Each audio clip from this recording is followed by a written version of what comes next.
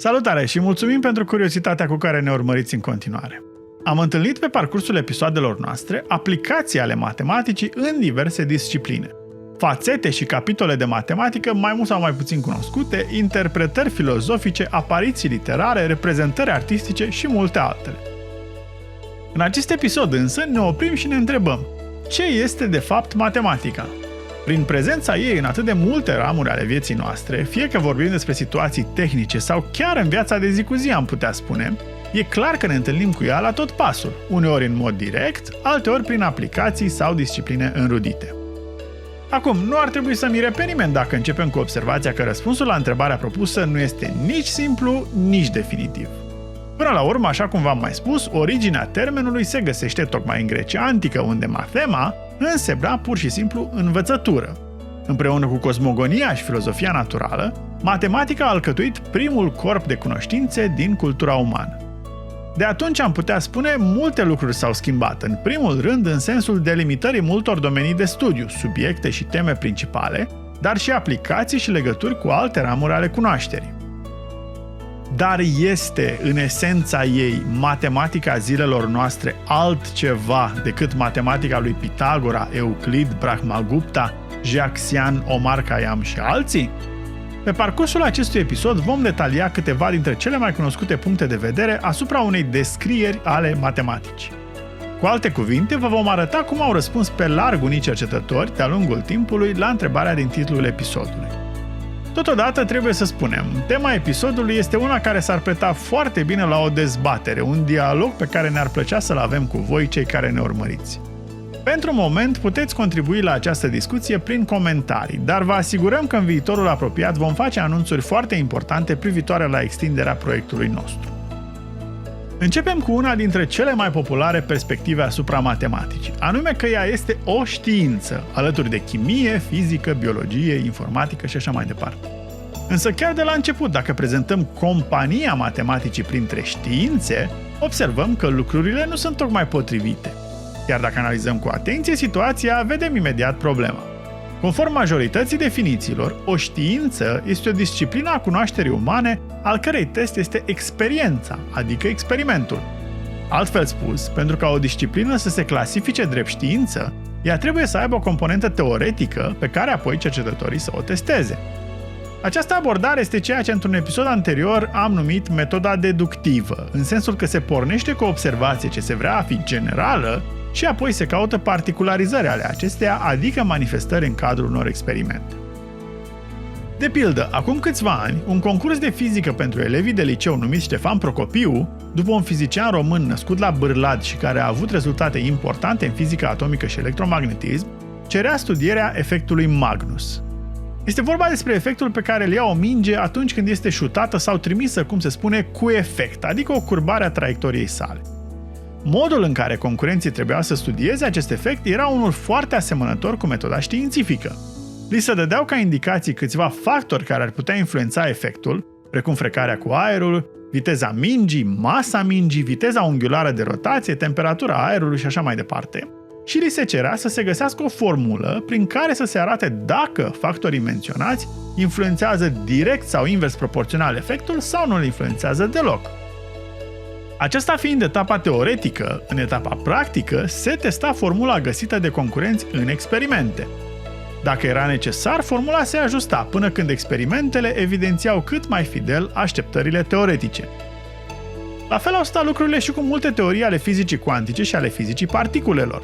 Formulele teoretice au fost alcătuite de cercetători, însă validarea lor experimentală era un pas important. În jurul unei astfel de situații s-a creat și celebra poveste care a circulat privitoare la bosonul Higgs, sau așa numita particula lui Dumnezeu.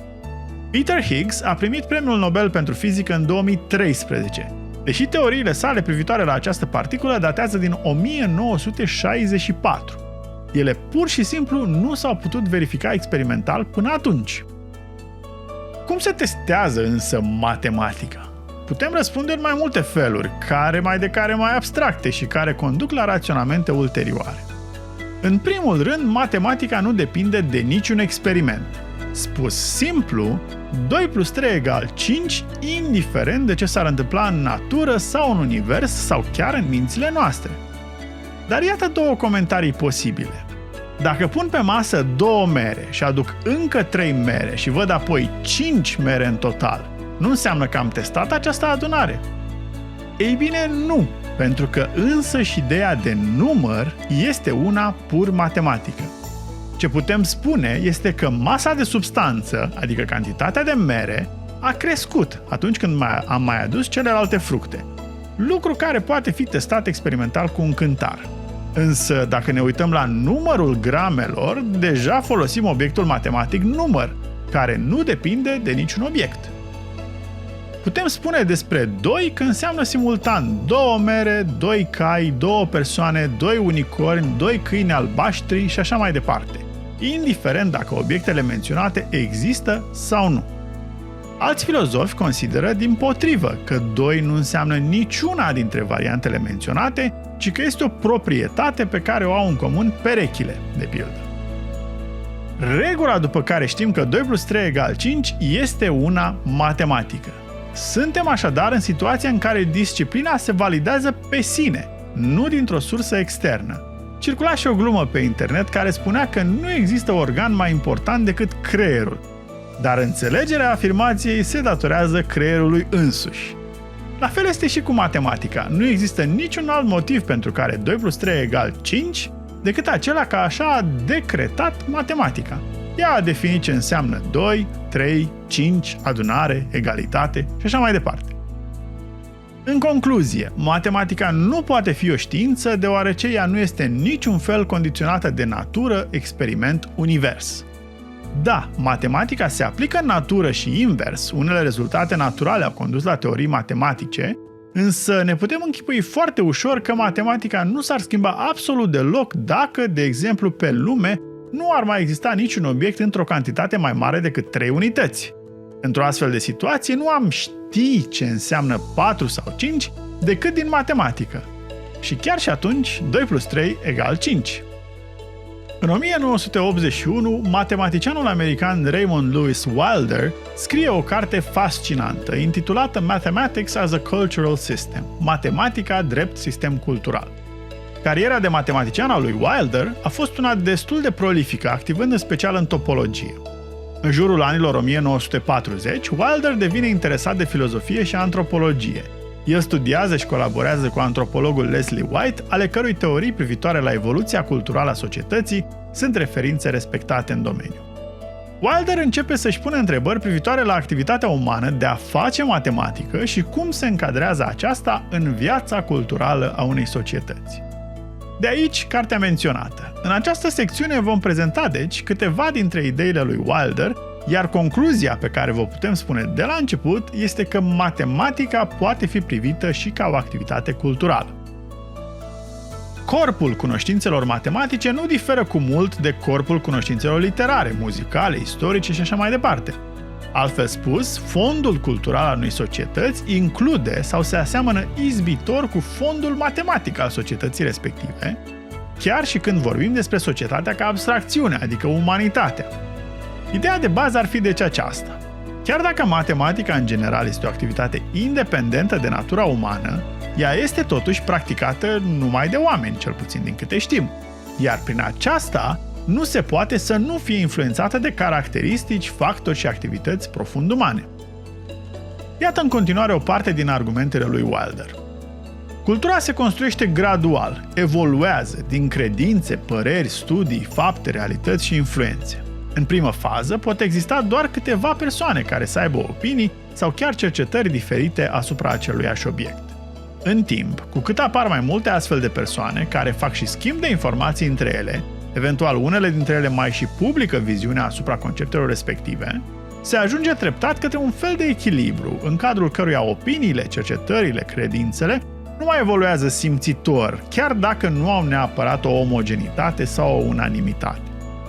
În momentul respectiv, spunem că opiniile, cercetările, considerațiile asupra conceptelor respective au intrat în cultura grupului, alcătuit din persoanele respective care au formulat opiniile sau cercetările.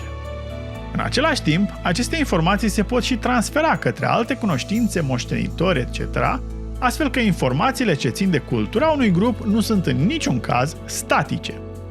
În plus, în timp, acestea se pot diversifica, îmbogăți, modifica ori chiar dispărea. Mai mult decât atât, elementele de cultură nu mai țin de opinia privată a vreunuia dintre membrii comunității și astfel nu mai este influențată de schimbarea vreuneia dintre opinii. Iar cu trecerea timpului, elementele culturale capătă un aspect tradițional, alcătuind un fond general de informații acceptate. Acesta nu înseamnă că fondul cultural nu se mai poate schimba, ci doar că a devenit suficient de masiv, ca să spunem așa, încât să trebuiască să fie trecut prin mai mulți membri ai comunității înainte ca o schimbare să aibă loc. Cartea continuă prin expunerea în paralel a evoluțiilor mai multor teorii matematice, precum geometria, conceptul de număr, teoria mulțimilor și așa mai departe, evidențiind trăsături care le asociază de fapt unor evoluții culturale.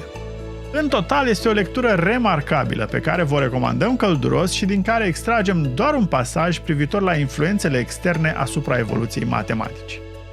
Parafrazându-l pe Wilder, se crede în general că matematica a devenit autosuficientă, independentă de impulsuri externe, de context și, în general, fie spus, de ce se întâmplă în lume.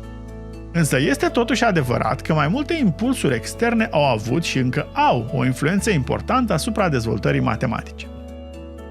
Luând doar exemplul celui de-al doilea război mondial, vedem cum factorii externi au dat un imbold foarte important dezvoltării computerelor, atât din punct de vedere practic, cât și teoretic. La fel au stat lucrurile cu teoria informației, teoria jocurilor, balistica, geometria, topologia și multe alte ramuri ale matematicii. Apoi, aceste avansuri din matematică, la rândul lor, au condus la aplicații multiple, care au schimbat contextul și care apoi au ajuns să exercite noi influențe asupra matematicii. Așadar, Wilder rezumă situația într-un ciclu de formă. Pornim cu motivația contextuală, care conduce la o teorie matematică, care după aceea produce aplicații externe, care apoi produce un nou context, care apoi conduce la o motivație contextuală și ciclul se reia. Criticii teoriei lui Wilder ar putea argumenta că, deși asemenea lucruri se întâmplă în practică, în lumea din jurul nostru ele nu sunt fundamentale, definitorii pentru matematică. Cu alte cuvinte, dacă matematica ar fi fost complet surdă și oarbă la cerințele omenirii, nu ar fi fost mai puțin matematică. Dar, ca să repetăm și contraargumentul inițial, matematica este totuși practicată de oameni, cel puțin din câte știm până în momentul actual. Unii ar spune chiar inventată de oameni, însă aici deschidem o discuție pe care o vom detalia cu altă ocazie. Rămâne în esență să ne întrebăm dacă, de pildă, o poezie scrisă într-o limbă pe care nu ar înțelege-o nimeni, sau zăvorâtă undeva unde nimeni nu ar putea o citi, nici măcar să o vadă scrisă și paginată, mai este sau nu poezie și mai are sau nu vreo valoare estetică sau literară. Similar este și cazul matematicii. Dacă ea nu ar fi practicată de oameni care prin natura lor umană nu ar fi influențați și influențabili, ar mai fi matematică? Reciproc, dat fiind că este practicată de astfel de științe, trăsătura ei de a fi atinsă de imperfecțiunile umanității este una definitorie sau accidentală? O perspectivă și mai abstractă și, într-un fel mai greu de dezbătut, este aceea că matematica nu este altceva decât un limbaj.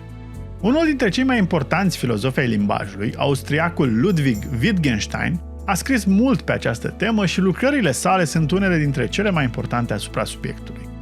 Ne rezumăm aici la câteva idei esențiale. În general, atunci când se studiază filozofia unei discipline sau idei, aceasta poate fi abordată din mai multe puncte. Filozofii au adesea tendința de a generaliza treptat, de a-și pune așa numitele întrebări meta, adică despre. De pildă, atunci când se vorbește despre frumusețea matematicii, filozofii se întreabă despre frumusețe, ce este ea, și apoi văd cum o astfel de perspectivă poate fi particularizată spre frumusețea matematicii în speț. Un astfel de drum, din meta în meta, se încheie cel mai adesea la limbaj. Despre limbaj nu putem vorbi decât din interior. Nu există un punct de vedere meta cu adevărat, pentru că orice s-ar vorbi sau s-ar scrie despre limbaj, s-ar face cu ajutorul limbajului în sine. Sigur că înainte de a înțelege ce am vrea să spunem prin matematica este un limbaj, trebuie să ne lămurim de fapt ce este limbajul, iar aici lucrurile pot deveni din nou foarte tehnice. Ne vom rezuma foarte simplu la a spune că un limbaj este o modalitate de a abstractiza orice. Obiectele din natură, sentimentele, ideile, senzațiile, fenomenele și așa mai departe. Prin asocierea unui cuvânt sau unei expresii sau unui gest, deoarece putem vorbi și despre limbajul gestual sau așa numitul limbaj al trupului, facem o abstractizare. La fel cum un desen este o abstractizare, o viziune personală asupra unui lucru. Însă limbajul are trăsături de universalitate, spre deosebire de picturi și desene de pildă. Altfel spus, chiar dacă limba sau dialectul diferă, cuvintele care denumesc un măr se vor referi tot timpul la acel fruct, indiferent de popor sau perioadă. Însă într-un desen, mărul poate avea diverse forme, mai mult sau mai puțin clare sau sugestive, și totuși, artistul ar putea considera că a desenat un astfel de fruct, chiar dacă viziunea sa nu este universală. Revenind la matematică, putem vedea acum destul de ușor de ce am crede că matematica este un limbaj. În primul rând, prin puterea de abstractizare și mai ales prin trăsătura de generalitate. Indiferent de popor sau perioadă, cu toții ne referim la același lucru când vorbim despre doi, despre adunare, despre un triunghi și așa mai departe. Dar la ce ne referim de fapt? Ei, aici încep să apară dificultățile. Unii filozofi, scriitori și chiar matematicieni au formulat idei similare, spunând că Dumnezeu trebuie să fi fost matematician, înțelegând prin aceasta că matematica este limbajul universului. Vorbind în termeni matematici, matematica joacă un rol de funcție definită pe universul întreg cu valori în aceeași mulțime, ca să spunem așa. Cu atât mai mult dacă admitem că universul este alcătuit și din idei, numere, teorii și așa mai departe. Adică nu este vorba doar de universul observabil. În fine, ultimul punct de vedere pe care îl prezentăm este unul foarte apăsat și în același timp personal. Acesta este bazat pe eseul Apologia matematicianului, scris de Godfrey Harold Hardy în 1940. Autorul a rămas cunoscut prin faptul că separa foarte clar matematica aplicată de cea pură, cum o numea el, considerând că teoria numerelor, în care și-a desfășurat cea mai mare parte a activității, face parte din a doua categorie. Ironia sorții este că tocmai în timpul vieții lui Hardy, cercetători precum Alan Turing, John von Neumann și alții au arătat cum teoria numerelor are multiple aplicații. Ajuns în ultima decadă a vieții sale, Hardy scrie acest eseu foarte personal și emoționant pe alocuri. El începe prin a se prezenta ca fiind spre capătul puterilor, așa că nu face decât să scrie despre matematică, o întreprindere pe care o consideră de mâna a doua, însă nu mai are forța necesară cercetării. Apologia pe care o face Hardy este destinată celor care îi împărtășesc părerea, anume că aplicațiile matematicii nu îi folosesc unui matematician. Acesta ar trebui să-și găsească motivațiile intrinseci în matematica însăși. Pe parcursul eseului, el evidențiază mai multe trăsături ale matematicii care o aseamănă poeziei sau picturii, artei în general, iar una dintre acestea este permanența. Stilul lui Hardy este unul foarte expresiv, dar și unul care arată o agerime a minții deosebită. Este de la sine înțeles că eseul său de doar 50 de pagini vi-l recomandăm cu bucurie și în cele ce urmează schițăm câteva dintre ideile care l-au făcut pe autor să asemene matematica artei. Traducerea și pe alocuri parafraza extraselor ne aparțin și sunt imperfecte, însă credem că transmit esența argumentelor autorului. Mai adăugăm în fine că stilul tăios al lui Hardy este unul ferm și nu de puține ori controversat. Lucru care se potrivește de minune episodului nostru, invitându-vă să dezbatem împreună. Ceea ce facem poate fi mic, dar are un caracter permanent. Și să fi produs orice, câtuși de mic, însă permanent, fie niște versuri, fie o teoremă de geometrie, înseamnă să fi făcut ceva realmente dincolo de puterile marii majorități a oamenilor. În aceste vremuri de conflict între studiile moderne și cele străvechi, cu siguranță putem depune mărturie pentru un studiu care nu a început nici cu pitagoreicii și nu se va încheia nici cu Einstein, ci este cel mai vechi și cel mai nou dintre toate. Un matematician, ca un pictor sau un poet, este un creator de tipare. Dar dacă tiparele au o permanență mai pronunțată, acest lucru se datorează faptului că sunt făcute din idei. Pictorul creează tipare din culori și forme, poetul din cuvinte. O pictură poate reprezenta o idee, dar ideea este de multe ori comună și neesențială. În poezie, ideile contează mult mai mult, dar, așa cum spune cercetătorul Alfred Edward Houseman, clasicist și poet britanic, importanța ideilor în poezie este de obicei exagerată. Nu mă pot obișnui cu gândul că există așa lucruri precum idei poetice. Poezia nu este lucrul spus, ci modul în care se spune. Un matematician nu are alt material de lucru decât ideile, deci tiparele sale cel mai probabil sunt mai durabile, deoarece ideile pierd mai puțin timp în exprimare decât cuvintele. Tiparele matematicianului, precum cele ale pictorului sau poetului, trebuie să fie frumoase.